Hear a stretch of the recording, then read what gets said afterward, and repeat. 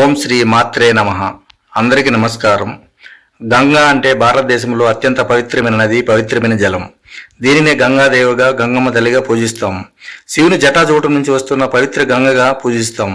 మా విలేజ్ చిన్న గుడిలో గ్రామ దేవత గంగమ్మ తల్లి.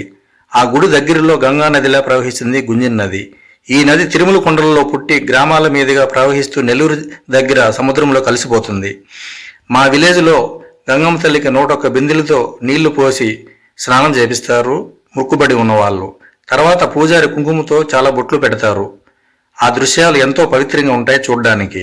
మా రాయలసీమ గ్రామీణ ప్రాంతాల్లో గంగమ్మ తల్లిని ఎక్కువ కొలుస్తారు, జాతరలు చేస్తారు. మా జిల్లా అయిన తిరుపతి పట్టణంలో గంగమ్మ జాతర ఎంతో అద్భుతంగా చేస్తారు.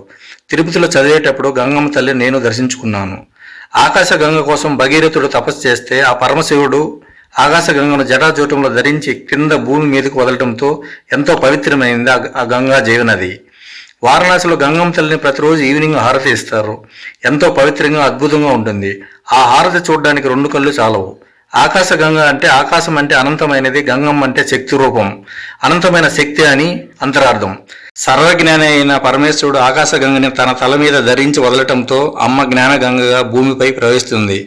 జీవనదిలా జ్ఞానగంగ నిత్యం ప్రవహిస్తుంది మనలో.